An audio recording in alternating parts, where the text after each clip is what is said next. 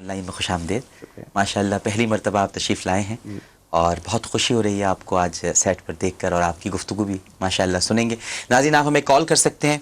मुफ्तियान किराम आपके सवालात के जवाबात देने के लिए यकीनन यहाँ पर मौजूद हैं, लेकिन ये जहन में रखिएगा कि चूँकि हम जिन हस्तियों को बुलाया है उनके अपने अपने शोबे भी हैं, तो आपके लिए भी बड़ी बेहतरीन ये बात हो जाएगी। अब जैसे माली मामलात पर, इक़्तिसादी उमूर पर मुफ्ती इरशाद अहमद एजाज साहब की बड़ी गहरी निगाह है। तो जैसे इस्लामी हवालों से भाई बै क्या है, सूद के मामलात क्या हैं, इंसान को कैसे अपने मामलात को दुरुस्त रखना चाहिए माली तौर पर, आप पूछ सकते हैं।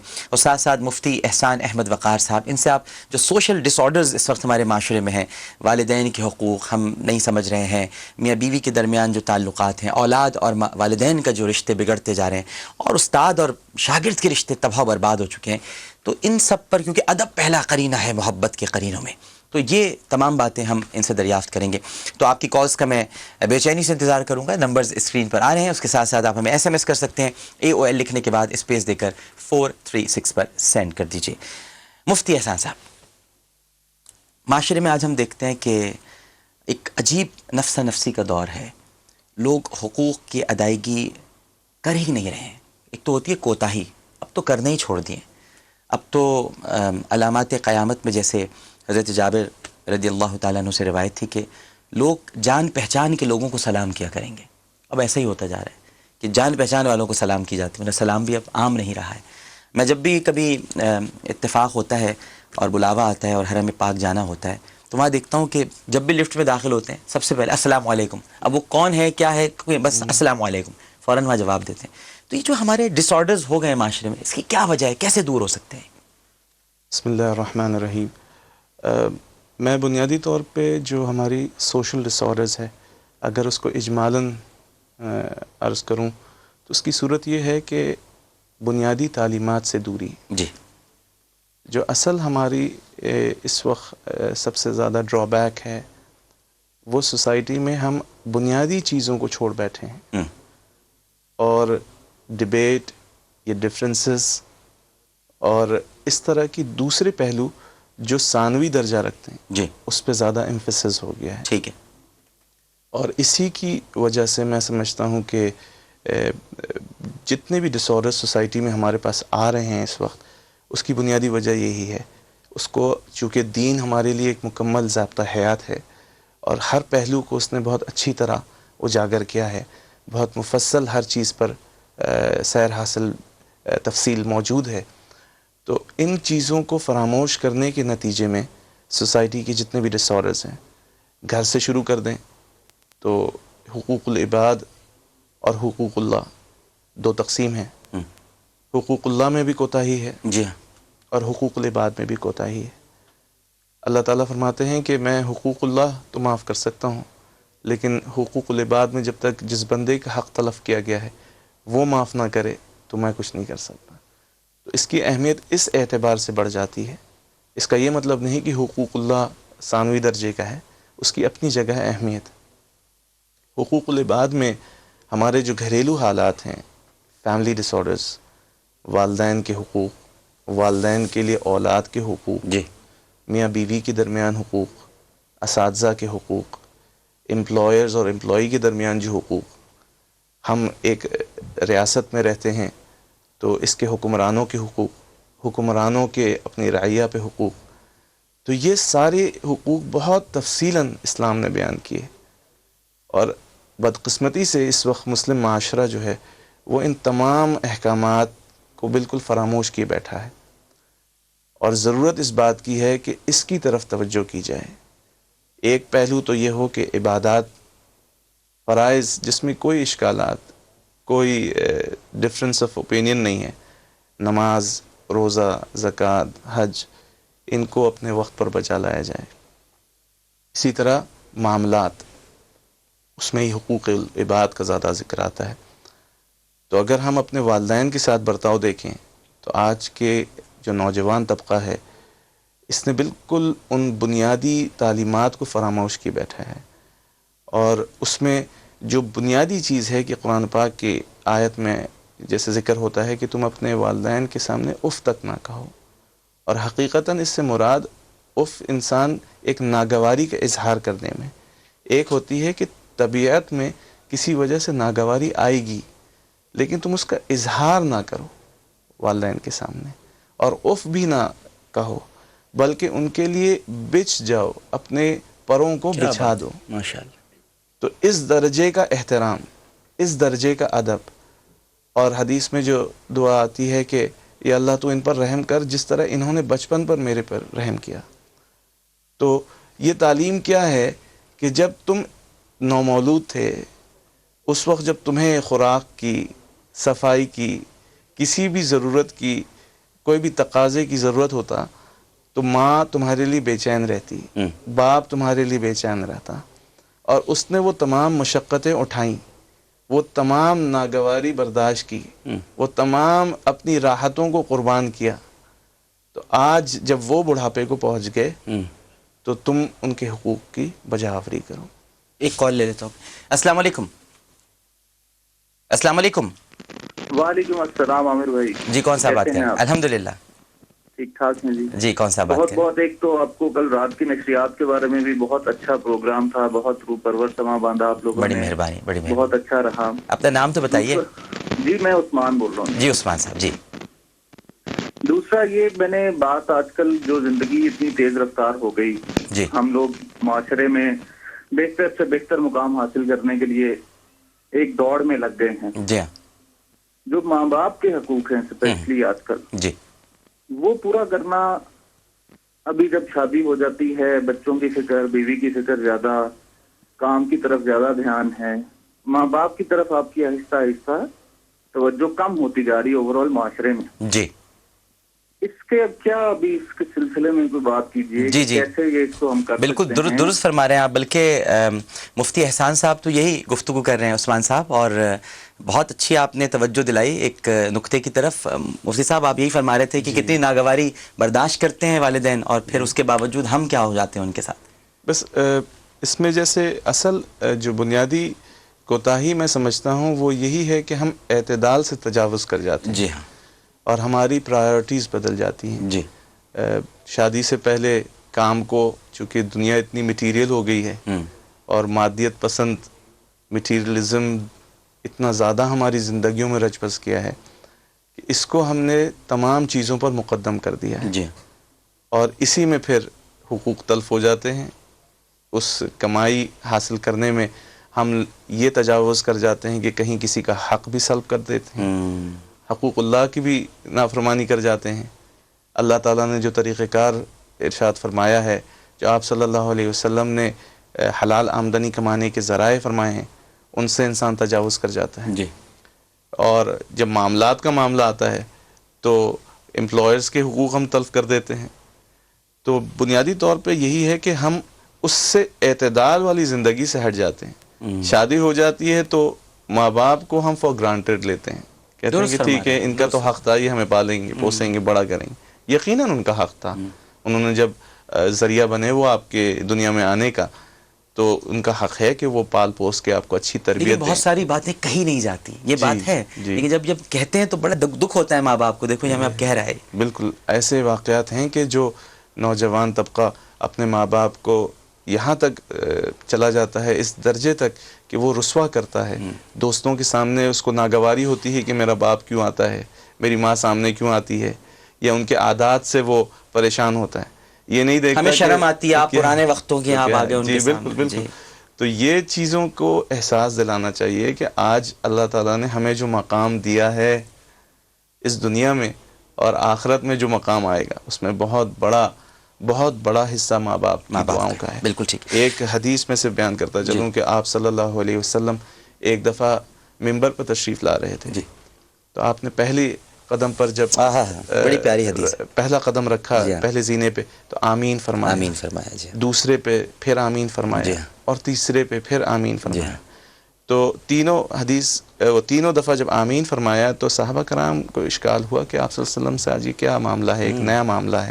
تو فرمایا کہ جب میں پہلے پہ چڑھا، دوسرے پہ چڑھا تو حضرت جبریل میرے پاس تشریف لے آئے اور انہوں نے بدوائیں فرمائیں.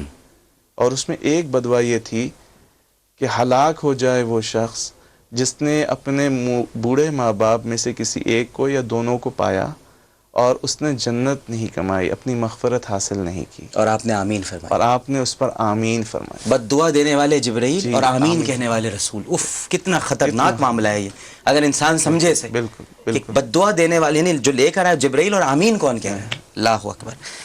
مفتی صاحب سے گفتگو کا سلسلہ جاری رہے گا، مفتی ارشاد صاحب کی طرف بھی بڑھیں گے، لیکن ایک کالر ہمارے ساتھ موجود ہے. السلام علیکم. السلام علیکم ڈاکٹر صاحب. وعلیکم السلام جی، کون صاحب بات کر رہے ہیں؟ میں شہاب بات کر رہا ہوں. پہلے تو سب سے پہلے پوری جیو کی ٹرانسمیشن پر میں آپ کو مبارکباد دیتا ہوں اور آپ کی ساری ٹیم کو. الحمدللہ، تمام تعریف ہے اللہ کے لیے جس نے ہمیں اپنی نوکری کے لیے منتخب کیا ہے. جی فرمائیے. بالکل اللہ تعالیٰ کا فضل ہے جو آپ لوگ یہاں بھی ہمارے لیے پروگرام پیش کر رہے ہیں. جی ابھی آپ نے جس طرح سے فرمایا کہ مالی معاملات کے بارے میں سوال میں ایک پوچھنا چاہتا ہوں کہ مفتی صاحب جی کی جی طرف جی سے. جی جی جی جو سوال یہ ہے کہ بعض آج کل معاملات زندگی میں ہمارے سامنے اس طرح آتے ہیں جہاں پر سود مختلف اشکال میں ہمارے لیے سامنے آ جاتا ہے. وہ موصلیت کی شکل میں مغربی ممالک میں بھی رائج ہے اور انٹرسٹ کی شکل میں یہاں کے بینکوں میں بھی رائج ہے. جی اس سلسلے میں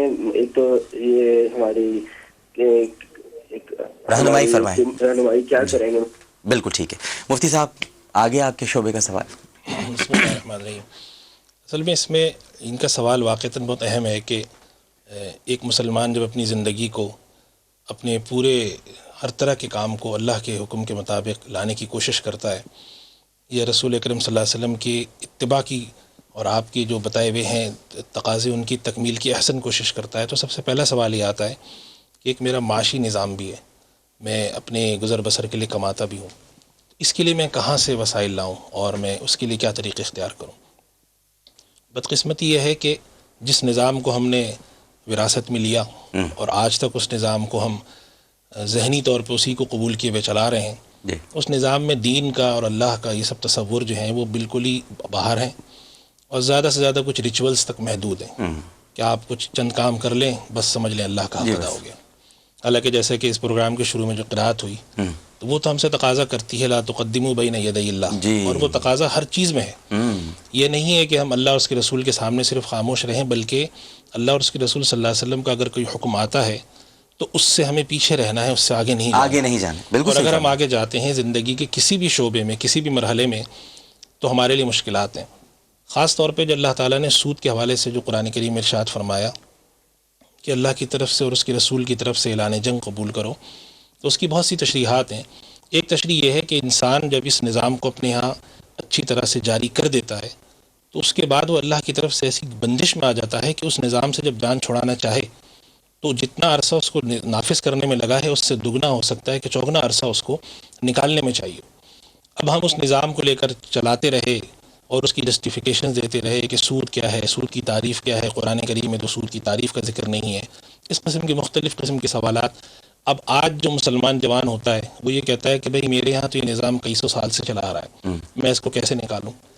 اب یہاں پر علماء کے سامنے جب یہ سوال آیا کہ بھئی اس نظام کو کیسے ہٹایا جائے، تو علماء نے اس کے لیے شروع میں بہت کوششیں کرتے رہے. اگر آپ علماء کی تحریر پڑھیں، یا میں پاکستان سے پہلے سے یہ سلسلہ رہا کہ جب پاکستان کا قیام ہوگا تو یہاں پہ مسلمانوں کا سماجی، سیاسی اور معاشی نظام اللہ اور اس کے رسول کے بتائے ہوئے اصولوں پہ چلے گا. جی اور اس اصولوں میں جو سب سے پہلا مرحلہ آتا ہے معاشی معاملے میں وہ سود کا اعلان جنگ ہے.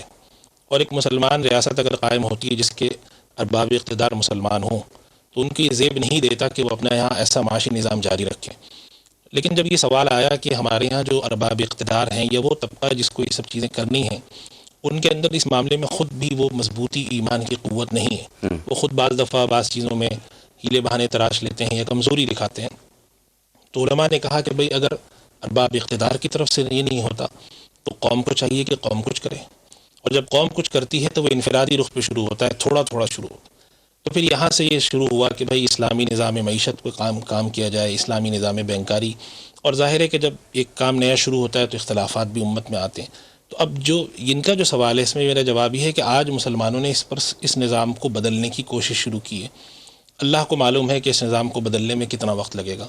جس قسم کے مسلمان اس وقت جس قسم کے حالات کو اپنے سامنے دیکھ رہے ہیں اور ہر رخ پہ لڑائی ہے ان کی، فکری رخ پہ بھی ہے، علمی رخ پہ بھی ہے، ان کے مذہب پہ حملہ کیا جاتا ہے، اس کی ایک غلط تصویر پیش کی جاتی ہے، تو ممکن ہے کہ اس سفر میں وقت لگے، جی لیکن جو انسان جس کام سے جتنا بچ سکتا ہے وہ اس کے اوپر بچنا فرض ہے. فرض ہے، بالکل. اگر وہ یہ بہانہ لگا دے کہ ابھی مغربی دنیا میں لیا جاتا ہے یا میرے پاس کوئی راستہ نہیں ہے، تو اللہ کے یہاں یہ عذر اللہ کو معلوم ہے.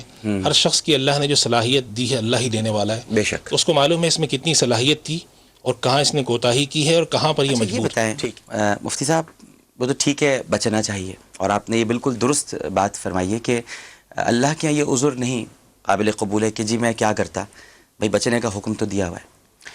اب بسا اوقات ایسی حالات آ جاتے ہیں، جیسے میں آپ کو ایک سوال میں آپ کے سامنے میرے اس وقت ذہن میں آیا. کچھ لوگ وہ جو سیونگ سرٹیفکیٹس ہوتے ہیں وہ لے لیتے ہیں. اب ان کی اولاد بھی ان کو کچھ نہیں کر رہی، کوئی آمدنی کا ذریعہ بھی نہیں ہے، بوڑھے بھی ہو گئے ہیں وہ لوگ، ان سے کچھ کام بھی نہیں ہو رہا. اب وہ ایک مخصوص پروفٹ ان کو ہر مہینے مل جاتا ہے، کہتے ہیں بھائی چلیں کسی کے محتاج تو نہیں ہے، جو سیونگ سرٹیفکیٹ سے پیسے ملنے چلے وہی چلا لے، محتاجی تو نہیں ہو رہی. تو کیا یہ بھی غلط ہے؟ اصل میں ڈاکٹر صاحب اس کا سوال کا جواب جو ہے نا، یہ تھوڑا سا ایک سوال جس میں تھوڑی جذباتی سوال بھی ہوتا ہے. یہ اصل میں سوال کو سمجھنے سے پہلے ہمیں یہ جاننا ضروری ہے کہ ایک ہے اصول اور ایک ہے ضرورت. جی. اصول یہ کہتا ہے، اللہ کا اصول یہ ہے کہ سود کا نظام کسی طور پہ نہیں ہونا چاہیے، کسی بھی طبقے میں بھی نہیں، نہ حکومتی سطح پر نہ انفرادی سطح پہ. اب ہمارے سامنے سوال یہ آتا ہے کہ حکومت نے جو نظام قائم کر رکھا ہے سیونگ سرٹیفکیٹ کا، وہ سودی نظام ہے. ماں باپ کے حقوق کے سلسلے میں اولاد کوتاہی کرتی ہے. ایک ایسا شخص جو ہے یہ سود لے رہا ہے، اس کا عمل صحیح ہے یا غلط ہے؟ تو مفتی تو یہی بتائے گا جو اصول کی روشنی میں کہ یہ عمل غلط ہے. ٹھیک. اللہ اس کے ساتھ کیا معاملہ کرتا ہے؟ اللہ تعالیٰ نے وہی بات جو عرض کی کہ اللہ تعالیٰ اس کے ساتھ کیا معاملہ کرے گا کہ یہ مجبور تھا یا نہیں تھا، یہ اللہ کے پاس ہے. ہمارے پاس جب سوال آئے گا تو ہم اس عمل کو جائز نہیں قرار دے سکتے. اس کی ایک وجہ یہ ہے کہ آج ہم اس عمل کو جائز کرتے ہیں، کل ایک اور مجبوری آتی ہے اس کو جائز کرتے ہیں، اور اسلام تا قیامت ہے. 500 سال بعد جو ہمارے سامنے تصویر رہے گی اسلام کی، وہ بالکل ہی ڈسٹارٹڈ رہ جائے گی، جو مختلف ضرورتوں کی وجہ سے تراشا گیا ہو. اس وجہ سے ہمارا موقف یہ ہوتا ہے کہ یہ عمل ہے ناجائز، حرام، اور حکومت کو چاہیے کہ اس نظام کو بدلے، اور عوام حکومت سے تقاضا کریں کہ بھئی ہمیں اس طرح کا نظام قبول نہیں ہے. ہم جیسے لوگوں کے لیے جب آپ نے ایک سیونگ سرٹیفکیٹ کا سلسلہ بنایا ہے، ہم لوگ اپنے پیسہ لگاتے ہیں، تو اس کی کوئی متبادل شکل پیش کی جائے، اور اس دوران وہ اپنی کوشش کو جاری رکھیں. اس دوران اگر وہ کوئی چیز ایسی کھاتے ہیں، شرعی نقطہ نظر سے فتویٰ یہی ہے کہ وہ غلط ہے. اچھا، امریکہ اور برطانیہ میں بھی یہ پروگرام دیکھا جا رہا ہے، میں اس حوالے سے بھی ایک سوال کروں گا. السلام علیکم. ہلو، السلام علیکم. جی وعلیکم السلام جناب. ہلو. جی السلام علیکم. وعلیکم السلام جناب. الحمد للہ جناب. کون صاحب بات کر رہے ہیں؟ میں سرور جی سرور خان بول رہا ہوں، پشاور. جی سرور خان صاحب فرمائیے. سرور خان صاحب جی فرمائیے. سرور خان صاحب. ڈاکٹر صاحب، میرا مفتی صاحب سے یہ سوال ہے. میرا 2 ماہ ہے جی، اور 2 ماہوں کو مطلب یا خرچہ دینا یا 2 ماہ ایک جیسے خیال رکھنا، دونوں میں کچھ اللہ پاک کی طرف سے جو اثر مل جاتا ہے ایک جیسے مل جاتا ہے یا نہیں؟ میں اپنے جو میرے ماں ہیں اس کے میں زیادہ رکھ لوں، دوسرے ماں کے تھوڑا کم رکھ لوں، تو اس میں کوئی گناہ تو مجھے نہیں مل جاتا ہے. اچھا، اور والد حیات ہیں آپ کے؟ جی جی. والد حیات ہے نا؟ ہلو. جی والد آپ کے حیات ہے نا؟ نہیں جی، وہ فوت ہو گئے. وہ فوت ہو گئے. اچھا، اب آپ اپنی دونوں امیوں کا خیال رکھ رہے ہیں. جی بالکل ٹھیک. ہاں جی، میں دونوں ماؤں کا خیال رکھتا ہوں. مجھے ابھی یہ معلومات ہونا چاہیے مفتی صاحب سے کہ مطلب دونوں ماؤں کے میں ایک جیسے خیال رکھ لوں یا اپنی ماں کی ذرا زیادہ خیال رکھ لوں تو کوئی گناہ تو نہیں ملے. ٹھیک سرور صاحب، بالکل ٹھیک ہے. آپ کے جواب کی طرف بھی آتے ہیں. میں یہ آپ سے پوچھنا چاہ رہا تھا مفتی صاحب کہ جیسے امریکہ، برطانیہ میں، اب وہاں تو آپ کو پتہ ہے پورا نظامی سودی ہے. اب وہاں جو ہمارے مسلمان ہیں، میں بھی جب اکثر کبھی جاتا ہوں وہاں تو سیمینارز میں اور لیکچرز میں یہی سوال ہوتا ہے کہ وہاں جو لیزنگ ہے، جو ہم گھر لے رہے ہیں، جو مارٹگیج ہوتی ہے، اب اس کے علاوہ کوئی حل ہی نہیں ہے. وہاں پیسے تو اتنے کما ہی نہیں سکتے کہ آپ لاکھوں ڈالرز کے گھر لیں، تو مارٹگیج پر وہاں پہ گھر لیے جاتے ہیں. تو بعض علماء نے وہاں یہ فتویٰ جاری کیا ہے کہ بھئی آپ چونکہ کفر کی جگہ ہے وہ، یعنی وہاں پر دارالاسلام نہیں ہے، دارالکفر ہے، تو وہاں آپ ان کے قانون کے مطابق اس کو فالو کر سکتے ہیں. یہ صحیح بات ہے؟ نہیں، یہ فتویٰ صحیح نہیں. یہ صحیح نہیں. یہ اصل میں بالکل بات غلط رخ سے پیش کی جاتی ہے. جی. یہ جو دارالاسلام اور دارالکفر کے فتوے کی بات تھی، یہ بہت ہی پرانی اور بالکل ہی دوسرے پس منظر میں تھی. آج ایک مسلمان اگر کسی غیر مسلم ملک میں جا کے رہتا ہے تو اس غیر مسلم ملک میں رہتے ہوئے وہ اپنی جو دولت کما رہا ہے تو اس کے پاس وہاں پہ اختیار ہوتا ہے کہ وہ حلال کمائے یا حرام کمائے. اس ضرورت سے تو کوئی انکار نہیں کرتا کہ ایک مسلمان اگر امریکہ میں آباد ہے، وہ اپنا گھر بنانا چاہتا ہے تو وہ کیا کرے. تو یہ بات میں عرض کر رہا تھا کہ ضرورت کی بنیاد پر ہم اس عمل کو حلال نہیں کریں گے. اور اس میں ایک سب سے بڑا ڈاکٹر صاحب نفسیاتی مسئلہ ہوتا ہے، وہ یہ ہوتا ہے کہ اگر ایک انسان کی آپ ضرورت اس طریقے سے پوری کر دیں تو وہ جائز طریقے سے پوری کرنے کی کبھی بھی کوشش نہیں کرتا. جی وہ کہتا ہے جب یہ کام ہو رہا ہے تو بلا وجہ میں ایک سسٹم بناؤ، حکومت کو مجبور کرو اور جھمیلا کرو، کیا ضرورت ہے اس کی. یہ فکر آپ میں پیدا ہی جب ہوتی ہے کہ جب آپ کو یہ احساس ہو کہ بھئی یہ عمل میرا غلط ہے، اگر میں کر بھی رہا ہوں تو عند اللہ اس پہ یہ مقبول نہیں ہے، اللہ کے یہاں مجھ سے سوال ہوگا. تو آپ اپنے یہاں بیٹھتے ہوئے ہر دفعہ یہ سوچتے ہیں، پھر کہیں پر آپ آواز اٹھاتے ہیں تو یہ آوازیں ملتی ہیں، تو ہو سکتا ہے 10 سال 20 سال میں جا کے اثر ہو. دوسری بات یہ ہے کہ خاص طور پہ انگلینڈ میں اور امریکہ میں، یورپ کے اور ملکوں میں اور بعض جگہوں پہ تو ابھی بھی ذرا تھوڑے سے مسائل ہیں، لیکن خاص طور پہ انگلینڈ میں اور امریکہ میں اسلامی مالیاتی اداروں نے کام شروع کیا ہے. ٹھیک ہے. اور وہ اسی ضرورت کے تحت کیا ہے کہ مسلمانوں کے یہاں وہاں پہ بڑی ڈیمانڈ ہے. تو مجھے امید ہے کہ انشاءاللہ آنے والے 10 سال بعد یہ مسائل بھی حل ہو جائیں گے. البتہ میں یہ بات میرے ذہن میں یہ بات آتی ہے، اللہ عالم دوسرے علماء کی کیا رائے ہو، کہ اگر کوئی شخص جو ہے وہ دل سے اس کام کو بہت ہی برا سمجھتا ہے لیکن اس کے پاس کوئی مفر نہیں ہے اور شدید اس کی ضرورت ہے، تو اگر وہ یہ گناہ کر رہا ہے تو ہو سکتا ہے کہ اللہ کے یہاں اس کے اس گناہ کو، گناہ ہے یہ غلط ہے، یہ عمل درست نہیں ہے، یہ تو طے ہے کہ گناہ ہے، یہ بس طے ہے، جی اللہ تعالیٰ اس کو معاف کر دے. جی تو یہ اللہ یہ کا امید رکھنی چاہیے. ٹھیک ہے، بالکل صحیح ہے. تو 2 امیوں کا بھی سوال کرنا ہے اور مفتی احسان صاحب سے ہم یہ بالکل سوال کریں گے، لیکن ایک وقفہ لے لیں کیونکہ پھر بیچ میں کچھ کمرشلز ہیں. اس کے بعد ان سے یہ گفتگو کرنے کے بعد ہمارے ہاں مفتی زبیر صاحب بھی تشریف لائے ہوئے ہیں، علامہ شبیر احمد اظہری صاحب بھی ہیں، پھر علماء کا ایک اور پینل آ جائے گا. یہ محفل تو یوں ہی سجتی رہے گی. سرکار دو عالم صلی اللہ علیہ وآلہ وسلم کی شریعت کے گلدستے کے یہ سب پھول ہیں جو مہک رہے ہیں اور ماشاءاللہ ان کی خوشبو ہم سب محسوس کر رہے ہیں. تو ایک چھوٹا سا وقفہ لیتے ہیں. السلام علیکم، خوش آمدید کہتا ہوں. وقفے میں جانے سے قبل سرور خان صاحب نے پشاور سے یہ سوال کیا تھا کہ مفتی احسان صاحب سے کہ ان کی 2 امیاں ہیں ماشاءاللہ، تو اب وہ اپنی حقیقی والدہ کا زیادہ خیال رکھتے ہیں اور اپنی دوسری امی کا کم خیال رکھتے ہیں. تو وہ یہ پوچھنا چاہ رہے ہیں کہ میں برابر خیال رکھوں اور اگر زیادہ رکھ رہا ہوں تو کہیں غلط تو نہیں کر رہا. اپنی فطری اپنی جزائر ہے کہ ایک حقیقی ماں ہے، اس سے وہ مجبور ہیں. جی جہاں تک سوتیلی والدہ اور حقیقی والدہ کا تعلق ہے، تو جو فرائض اور دوسرے احکامات متوجہ ہوتے ہیں تو وہ یقیناً وہ حقیقی والدہ کی طرف زیادہ متوجہ ہوتے ہیں. لیکن جو والد کی دوسری زوج ہے ان کے اعتبار سے بھی بہت فضیلت اور بہت احکامات نازل ہوئے ہیں اور ان کا بھی ویسے ہی احترام کیا جائے.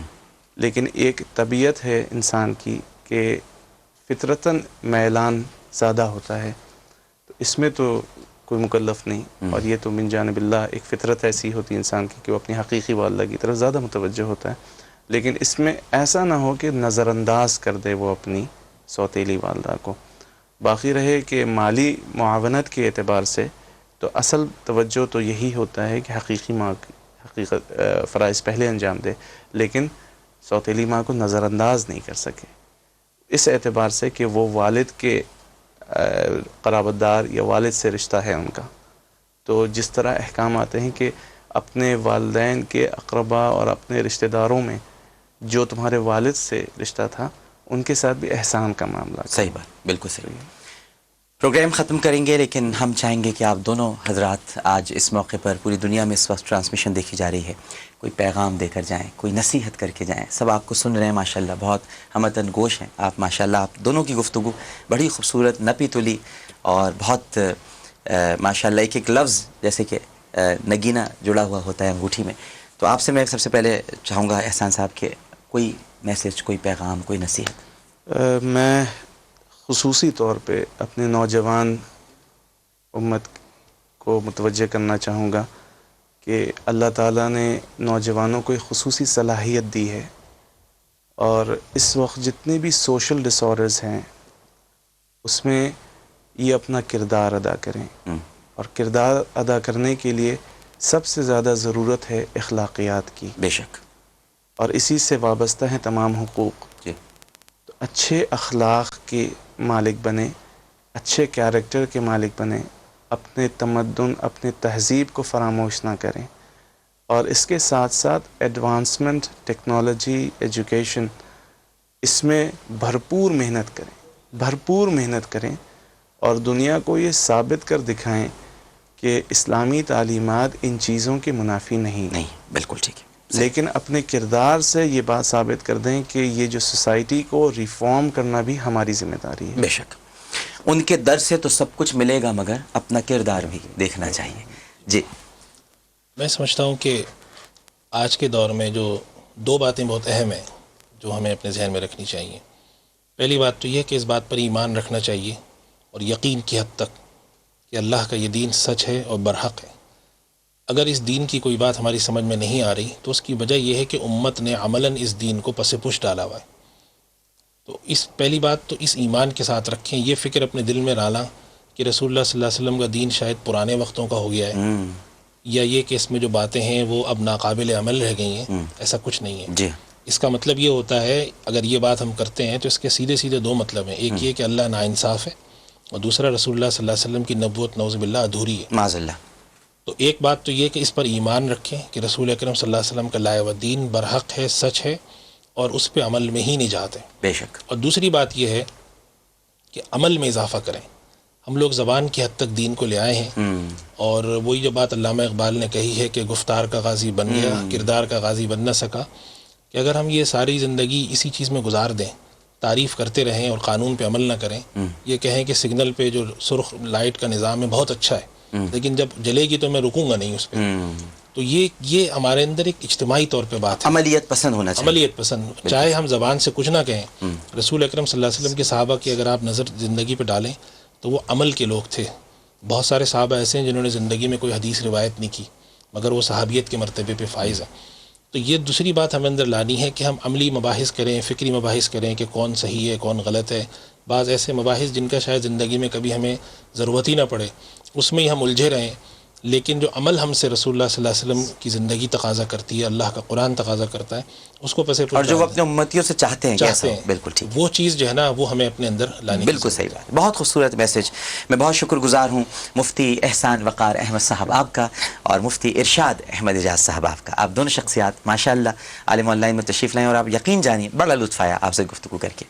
ناظرین کرام، اس کے ساتھ ہی عالم آن لائن کا یہ سیگمنٹ اپنے اختتام کو پہنچتا ہے۔ بہت ساری فرمائشیں آپ کی آ رہی ہیں، اور ایس ایم ایس جو مجھے بتائے جا رہے ہیں، میں دیکھ تو نہیں پا رہا ہوں کہ نعتوں کی فرمائش بھی ہو رہی ہے، اور ساتھ ساتھ مفتیان کرام کی گفتگو بہت پسند کی گئی ہے، اور یہ کہا جا رہا ہے کہ یہ نصیحتیں ٹرانسمیشن میں مسلسل جاری رہنی چاہیے، تاکہ آج ہم لوگ ٹیلی ویژن کے سامنے سے جب اٹھیں تو کچھ لے کر اٹھیں۔ تو یہ نصیحت کا سلسلہ جاری رہے گا، لیکن فی الوقت ایک وقفہ۔ السلام علیکم ورحمۃ اللہ۔